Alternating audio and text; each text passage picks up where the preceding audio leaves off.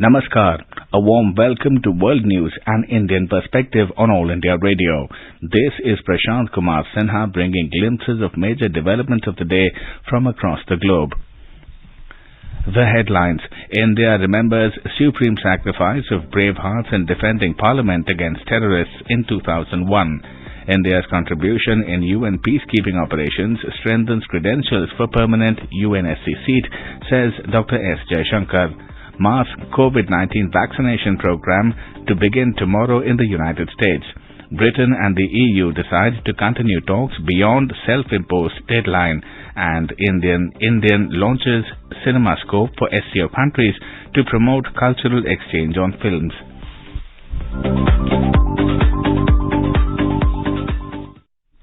A proud nation salutes its brave hearts who sacrificed their lives defending the Parliament in 2001. It is on this day in 2001 that a heinous and cowardly attack aimed at the hallowed precincts of India's democracy, the Parliament, was thwarted.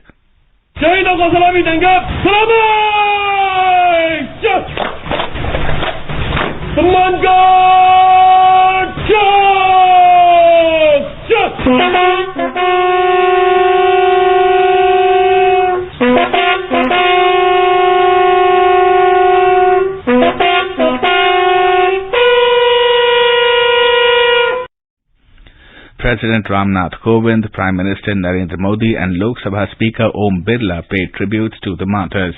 The President said while commemorating the great sacrifice of those defenders of the temple of our democracy, we strengthen our resolve to defeat the forces of terror. Vice President of India, Mr. M. Venkaiah Naidu, said that the day reminds us that terrorism is the biggest threat to democracy. He called upon the world community to unite against the countries who are supporting terrorism.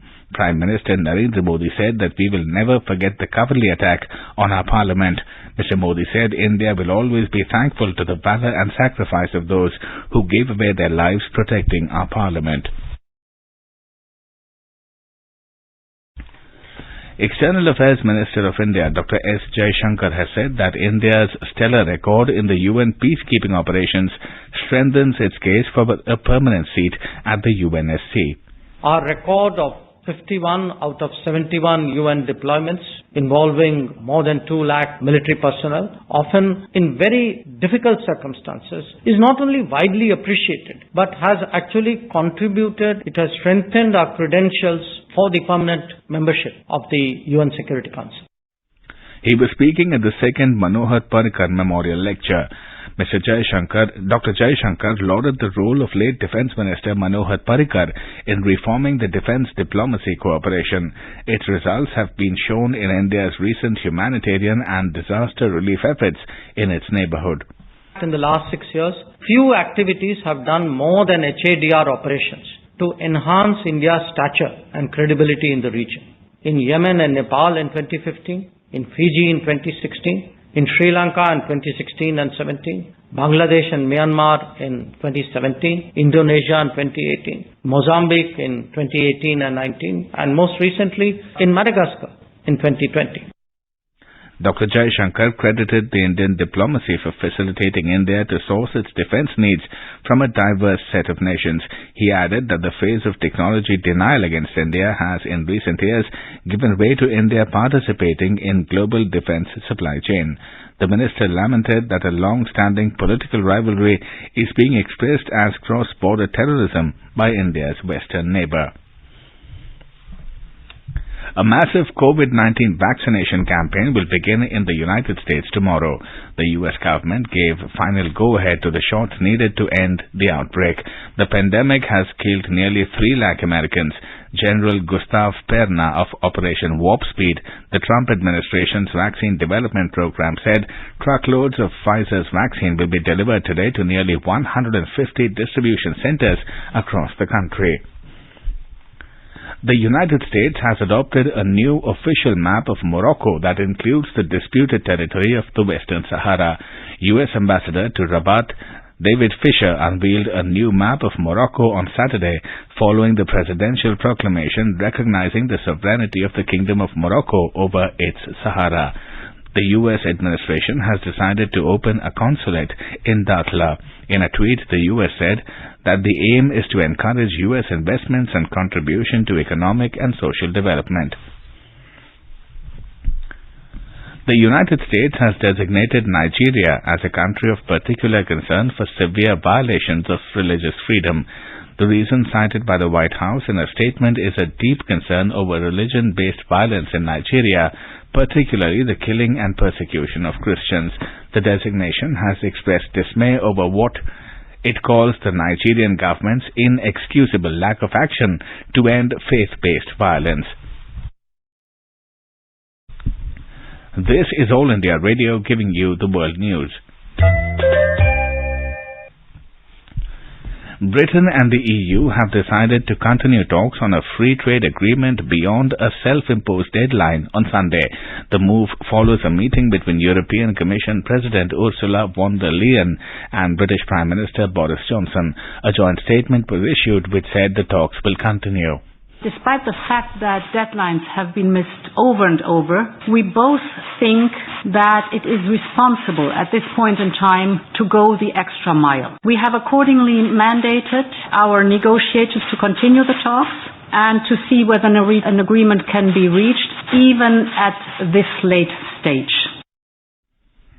The Indian Embassy in Beijing on Saturday launched a movie series, Cinemascope, exclusively for the Shanghai Cooperation Organization, SCO, in which more than 24 Indian films dubbed in Russian will be screened on a monthly basis. The event was jointly inaugurated by Indian Ambassador to China, Vikram Misri, and SCO Secretary General Vladimir Nurov in a cheerful atmosphere. A report from our Beijing correspondent. India continued its diplomatic outreach to the SCO countries, riding on the popularity of Indian cinema in the region. The movie screening began with Three Idiots on Saturday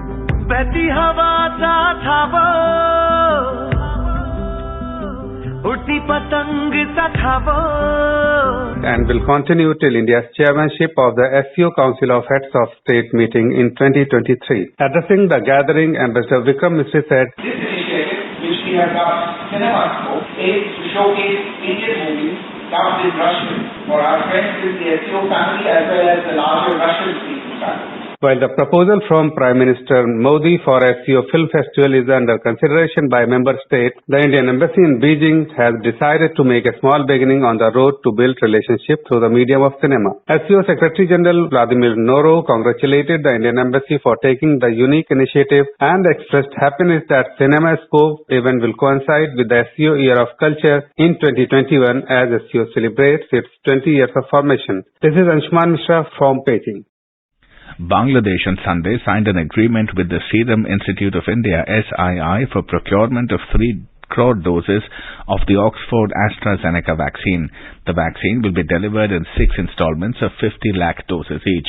Bangladesh Health Minister Zahid Malik told the media after the signing of the agreement that the vaccine has proved safe during trials in different countries and it is suitable for Bangladesh, reports the news agency UNB. Israel has established diplomatic relations with Bhutan today. In a statement, the Israeli Foreign Ministry said that the agreement follows several years of secret contacts between Israel and Bhutan with the aim of establishing relations. The Foreign Ministry said that a signing ceremony was held between the Israeli and Bhutanese ambassadors to India today. Now, coronavirus updates from around the world. The WHO has confirmed that the total number of COVID infections in the world has risen to 70.22 million. German Chancellor Angela Merkel announced new coronavirus restrictions, which will be in effect until at least 10th of January. India is celebrating the 151st birth anniversary of Mahatma Gandhi. Before we end, let's listen to his favorite bhajan, Vaishnavajan, by artists from Cambodia.